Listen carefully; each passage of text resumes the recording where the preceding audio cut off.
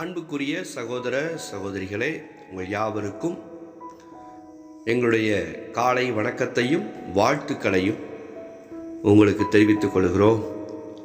இன்றைக்கு நம்முடைய இந்திய திருநாட்டின் 78வது சுதந்திர தின நல்வாழ்த்துக்களையும் உங்களுக்கு தெரிவித்துக் கொள்கிறோம். நாம் ஒரு நல்ல தேசத்திலே குடியிருக்கிறோம்.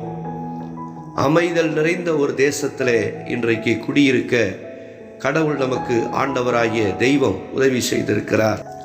நம்முடைய நாடு ஆங்கிலேயர்களால் அடிமையாக்கப்பட்டிருந்த காலகட்டங்களிலே நம் நாட்டிலே ஏராளமான சுதந்திர போராட்ட தியாகிகள் அவர்கள் சிந்தின இரத்தத்தின் விளைவாக நாம் பெற்ற சுதந்திரம் இந்த சுதந்திரம். நாம் சுதந்திர சுவாசத்தை இன்றைக்கு சுவாசித்து கொண்டிருக்கிறோம். சுதந்திர காற்றை நாம் சுவாசித்து கொண்டிருக்கிறோம். இன்றைக்கு நம்முடைய நாடு பாதுகாப்பாக இருக்கிறது. இந்த நாளிலும் நம்முடைய நாட்டை நாம் நினைக்க கடமைப்பட்டிருக்கிறோம். நம் நாட்டுக்காக போராடினவர்களை, நம் நாட்டுக்காக உயிர் தியாகம் செய்தவர்களை, நம்முடைய நாட்டுக்காக இரத்தம் சிந்தினவர்களை நாம் நிச்சயம் நினைக்க வேண்டும். இந்த நாளிலே அவர்களுடைய பிரயாசம்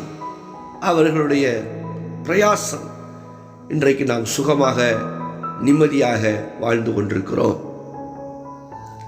என்னை கேட்ட அன்பு சகோதர சகோதரிகளே,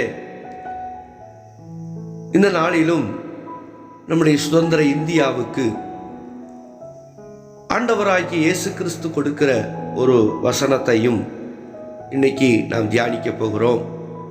வரிசையாக 10 கட்டளைகளை நாம் அறிந்து வருகிறோம்.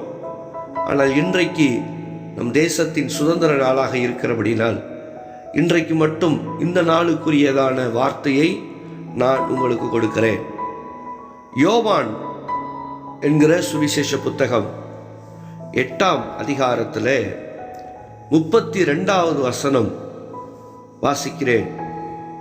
சத்தியத்தையும் அறிவீர்கள், சத்தியம் உங்களை விடுதலையாக்கும் என்றார். இயேசு கிறிஸ்து சொல்லுகிற ஒரு வசனம், சத்தியத்தை அறிவீர்கள், சத்தியம் உங்களை விடுதலையாக்கும். இங்கே விடுதலை என்கிற வார்த்தையை தெய்வம் இயேசு பயன்படுத்துகிறார். அப்படியானால் நாம் பெற்ற சுதந்திரம் என்பதும் ஒரு விடுதலை தானே. நம் நாட்டுக்கு ஒரு விடுதலை தானே நாம் பெற்றிருக்கிறோம். நாம் ஒரு விடுதலை உள்ள தேசத்திலே வாழ்ந்து கொண்டிருக்கிறோம். சுதந்திரம் உள்ள ஒரு தேசத்திலே வாழ்ந்து கொண்டிருக்கிறோம், உண்மைதான். ஆனாலும் வேதம் ஒரு சுதந்திரத்தை சொல்லுகிறது. வேதம் ஒரு விடுதலையை சொல்லுகிறது. இயேசு கிறிஸ்து ஒரு விடுதலையை சொல்லுகிறார். என்ன விடுதலை அப்படின்னா, நம் தேசம் சுதந்திரம் வாங்கினது உண்மைதான். ஆனாலும் ஒவ்வொரு தனி மனிதனும் இன்றும் பாவம் என்கிற ஒரு சிறையிருப்புக்குள் நாம் அடிமையாகவே கிடக்கிறோம். பாவம் என்கிற ஒரு சிறையிருப்புக்குள் இருக்கிறது. அன்புக்குரியவர்களே, நான் இதற்கு உங்களுக்கு விளக்கம் சொன்னால் உங்களுக்கு புரியும். ஆங்கிலேயர்கள் நம்மை அடிமைப்படுத்தினார்கள். எப்படி அடிமைப்படுத்தினாங்கன்னா, சுதந்திரமா எதையும் செய்ய விடலை. அவங்களுடைய கடுங்கோளுக்குள்ளாக நம்மளை வச்சிருந்தாங்க. அவங்க சொன்னா நிற்கணும், அவங்க சொன்னா உட்காரணும், அவங்க சொன்னா போகணும், அவங்க சொன்னாதான் வரணும், அப்படிங்கிற ஒரு நிலையில தான் வச்சிருந்தாங்க. இதுக்கு பேரு அடிமைத்தனம். அதை போலவே இன்றைக்கும் நாம் ஒரு அடிமைத்தனத்துக்குள்ளதான் இருக்கிறோம். என்ன அடிமைத்தனம்? 5.5 அடி உயரம் கொண்ட ஒரு மனிதன் ஒரு 6 அங்குலம் உயரம் உள்ள ஒரு பாட்டில் நம்மளை அடிமைப்படுத்தி கொண்டிருக்கிறது. 5.5 அடி உயரம் உள்ள ஒரு மனிதனை 6 அங்குலம் நிறைந்த ஒரு பாட்டில், ஒரு மதுபான பாட்டில் அடிமைப்படுத்தி இருக்கிறது. இன்னைக்கு அவர் என்ன சொல்றாரு? அந்த குடிக்கிற சகோதரர் சொல்கிற விஷயம் என்ன? அதை குடிக்கலாம் ஒன்றுமே பண்ண முடியாதுங்க, அடிமைப்படுத்திருச்சு. அந்த நேரம் தவறிடுச்சுன்னா அவரால் நிற்க முடியாது, அடிமைப்படுத்திருச்சு. 5 அடி உயரம் உள்ள ஒரு மனிதனை 3 அங்குலம் அல்லது 2.5 அங்குலம் உயரம் உள்ள ஒரு பீடியும் சிகரெட்டும் அடிமைப்படுத்தி வைத்திருக்கிறது. 5 அடி உயரம் உள்ள ஒரு மனிதனை ஒரு 2.5 அங்குலம் சதுரம் உள்ள ஒரு பாக்கெட் அடிமைப்படுத்தி வைத்திருக்கிறது. இப்படி இன்னைக்கு அடிமைப்பட்ட வாழ்க்கை வாழ்ந்து கொண்டிருக்கிறோம். ஆனால் எந்த நாட்டில்? சுதந்திர இந்தியாவிலே வாழ்ந்து கொண்டிருக்கிறோம். ஆனால் இப்படிப்பட்ட ஒரு அடிமைத்தனத்தில் நம்முடைய நாடு சிக்கி தவிக்கிறது. இன்றைக்கு இருக்கிற இளைஞர் சமுதாயம் நிறைய பேர் இப்படிப்பட்ட அடிமைத்தனத்துக்கு உள்ளாக்கப்பட்டு கொண்டிருக்கிறார்கள். அன்புக்குரியவர்களே, இந்த அடிமைத்தனத்திலிருந்து வருகிற ஒரு விடுதலை தான் மெய்யான விடுதலை. கடந்த வாரத்திலே நம்முடைய தமிழ்நாட்டில் போதை ஒழிப்புக்கென்று விழிப்புணர்வு ஏற்படுத்தப்பட்டது. நம்முடைய மாண்புமிகு தமிழக முதல்வர் எல்லா இடத்திலும் அந்த போதை விழிப்புணர்வுக்கான சபதத்தை, உறுதிமொழியை எடுக்க வைத்தார்கள். நம்ம எல்லாரும் பார்த்தோம். எல்லா பள்ளிக்கூடங்களிலும் அது கடைபிடிக்கப்பட்டது, உறுதி ஏற்பு கடைபிடிக்கப்பட்டது. கண்டிப்பாக நாம் இந்த உறுதியிலே நிற்க வேண்டும். ஆனால் கடவுளுடைய ஆண்டவருடைய வேதம் இயேசு கிறிஸ்து சொல்லுகிறார், கலாத்தியர் என்கிற ஒரு புஸ்தகத்தில் இப்படி ஒரு வசனம் சொல்லுகிறது, மாம்சம் ஆவிக்கு விரோதமாகவும் ஆவி மாம்சத்துக்கு விரோதமாகவும் யுத்தம் பண்ணுகிறது. சரீரத்தில் 2 அமைப்பு, 3 அமைப்பு இருக்கிறது. அந்த 3 அமைப்பு எப்படி இருக்கிறது என்றால், ஆவி, ஆத்மா, சரீரம். இதுதான் 3 அமைப்பு. இந்த ஆவியும் ஆத்துமாவும் கடவுளிடத்திலிருந்து வந்ததுனால இந்த ஆவி ஆத்துமாவும் எப்பவுமே என்ன சொல்லும்னா, அது பாவத்தை விரும்பாது, அநியாயத்தை விரும்பாது,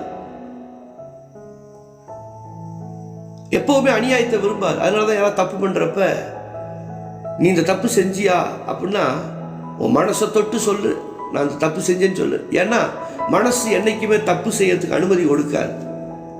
அதனாலதான் அவங்க சொல்றாங்க மனசை தொட்டு சொல்லுன்னு சொல்றது.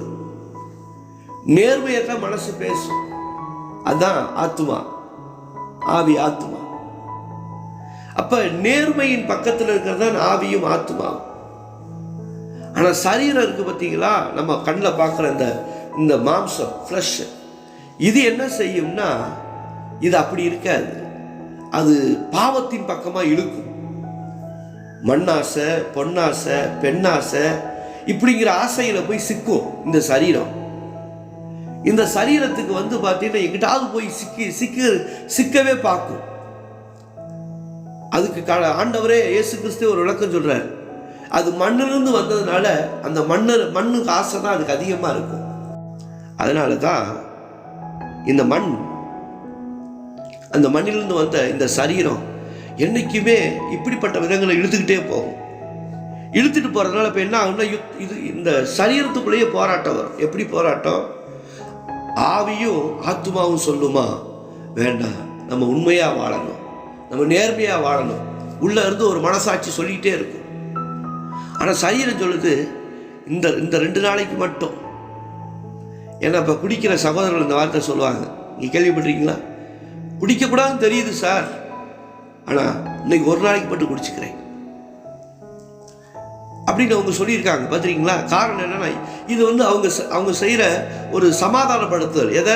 அந்த ஆத்மாவையும் ஆவியும் கொஞ்சம் சமாதானப்படுத்துகிறாங்க. ஏன்னா இங்கே யுத்தம் நடக்குது, ஆவிக்கும் ஆத்மாவுக்கும் சரீரத்துக்கும் யுத்தம் நடக்குது. ஆத்மா குடிக்காதேங்குது, சரீரம் இன்னைக்கு 1 நாளைக்கு மட்டும் குடிச்சுக்கிறேன், இன்னோட விட்டுறேன் அப்படின்னு சொல்லி இப்படித்தான் இந்த ஆவிக்கும் இந்த சரீரத்துக்கும் எப்பவுமே போராட்டம் இருக்கு. இந்த போராட்டத்தை நம்ம எப்படி சரி பண்ண முடியும்? வெளியில ஒரு பிரச்சனை அப்படின்னா அந்த பிரச்சனையை சரி பண்ணிடலாம். ஆனா இது உள்ளம் சார்ந்த ஒரு பிரச்சனையா இருக்கிறதுனால, சரீரம் உள்ளே பாதிக்கப்பட்டிருக்கிறதுனால, நாம் ஒரு உறுதிமொழி எடுத்தாலும் சபதம் எடுத்தாலும் அங்க உள்ளே இருந்து மாற்றம் வர வேண்டும். அந்த உள்ளே இருந்து வருகிற மாற்றத்தை ஆண்டவர் இயேசுதான் கொடுக்க வேண்டும்.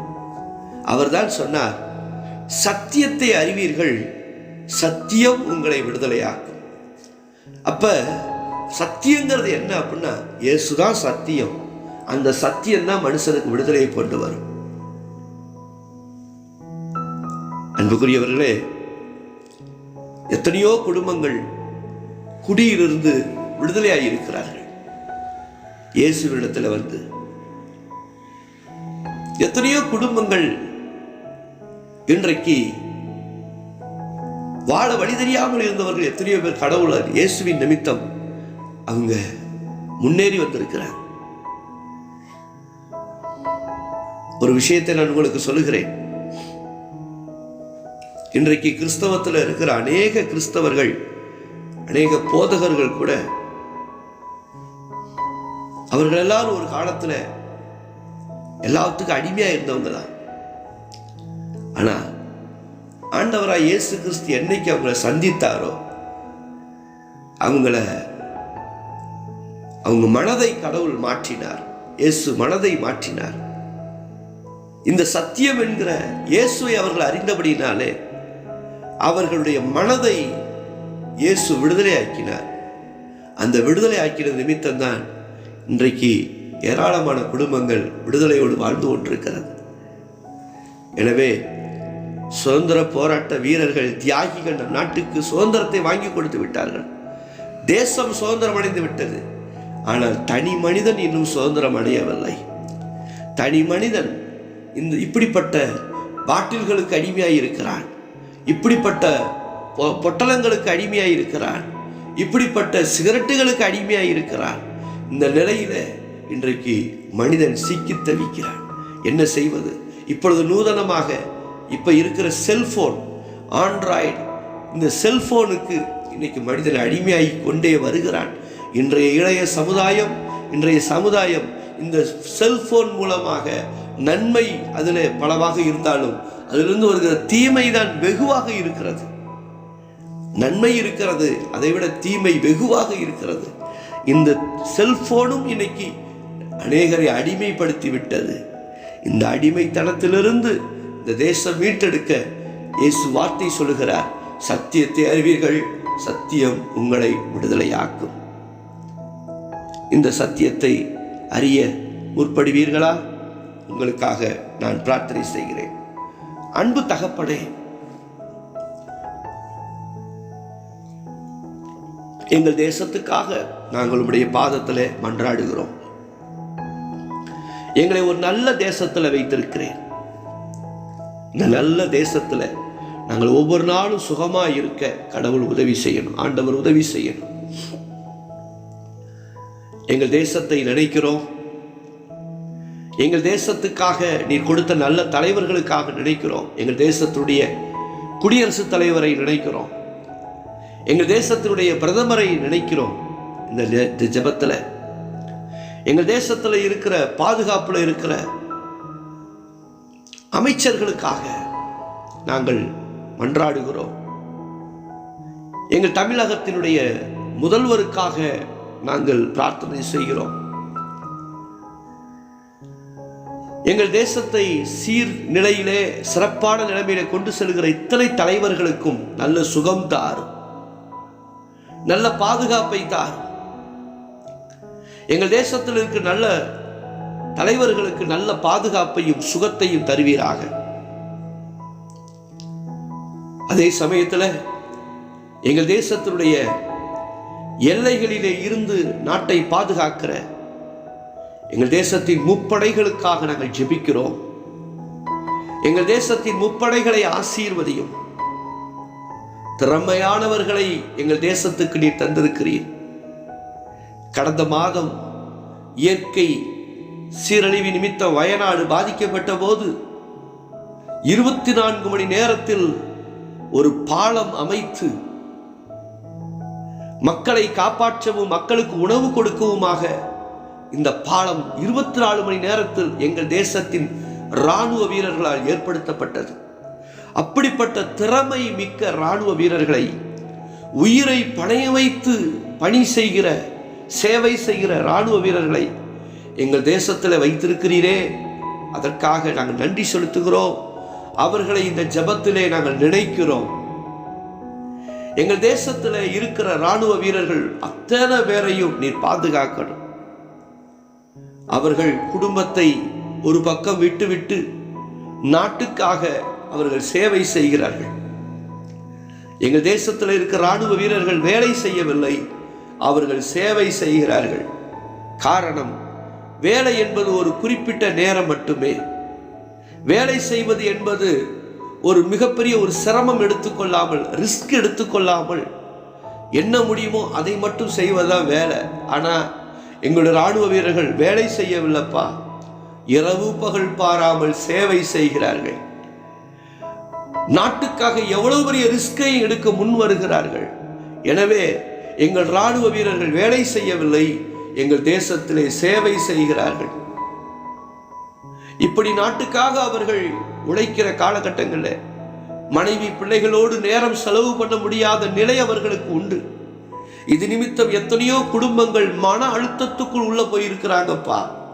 இராணுவ வீரர்களுடைய குடும்பங்கள் டிப்ரெஷனுக்குள்ள உள்ளாகி இருக்கிறார்கள். மன அழுத்தம். எல்லாரும் போல எங்க அப்பா சாயந்தரம் வீட்டுக்கு வரலையே, எல்லாருடைய வீட்டிலும் எங்க அம்மா அப்பா எல்லாரும் இருக்காங்க, ஆனா எங்க வீட்டில் மட்டும் அப்பா 3 மாசத்துக்கு ஒரு தடவை தான் வருகிறார் என்ற கவலை எத்தனையோ பிள்ளைகளுக்கு உண்டு. இப்படிப்பட்ட டிப்ரெஷன்ல, மன அழுத்தத்தில் இருக்கிற இந்த குடும்பங்களுக்கு ஆண்டவரே நாங்கள் ஜெபிக்கிறோம். கர்த்தர் அவர்களுக்கு நல்ல ஆறுதலை, தைரியத்தை கர்த்தர் தர நாங்கள் ஜெபம் பண்றோம். அதே சமயத்தில் எங்கள் தேசத்தில் இருக்கிற காவல்துறைக்காக நாங்கள் ஜெபிக்கிறோம். அவர்கள் எல்லையிலே இராணுவ வீரர்கள் போராடுகிறார்கள், எங்கள் காவல்துறை உள்நாட்டுக்குள்ளே போராடுகிறார்கள். எத்தனையோ பிரச்சனைகளுக்காக இரவும் பகல் பாராமல் உழைக்கிறார்கள் காவல்துறை நண்பர்கள். அவர்களை ஆசீர்வதியும். அவர்களும் வேலை செய்யவில்லை, சேவை செய்கிறார்கள். எத்தனையோ சூழ்நிலைகளிலே அவர்கள் கடுமையான நிலைக்கு தள்ளப்படுகிறார்கள். இவர்களை எல்லாம் நினைக்கிறோம். எங்கள் தேசத்தின் இராணுவத்தை நினைக்கிறோம், எங்கள் தேசத்தின் காவல்துறையை நினைக்கிறோம், எங்கள் தேசத்தில் இருக்கிற தீயணைப்பு துறையை நினைக்கிறோம், எங்கள் தேசத்தில் இருக்கிற தேசிய பேரிடர் அந்த துறையை நாங்கள் நினைக்கிறோம். இவங்க எல்லாம் உயிரை பணைய வைத்து சேவை செய்கிறார்கள். இவர்களெல்லாம் நீர் ஆசீர்வதிக்கணும். இவருடைய குடும்பத்தை எல்லாம் நீர் ஆசீர்வதிக்கணும், ஆசீர்வதிக்கணும். இந்த செய்தியை கேட்டுக்கொண்டிருக்க அத்தனை பேருடைய வாழ்க்கையில் நன்மை வரட்டும். இயேசுவின் நாமத்தில் நாங்கள் ஜெபிக்கிறோம் எங்கள் நல்ல பிதாவே. ஆமென், ஆமென். அன்புக்குரியவர்களே, உங்கள் யாவருக்கும் மீண்டும் ஒரு முறை இந்திய திருநாட்டின் 78வது சுதந்திர தின வாழ்த்துக்களை தெரிவித்துக் கொள்கிறோம். கடவுள் தாமே உங்களை ஆசீர்வதிப்பாராக. நன்றி.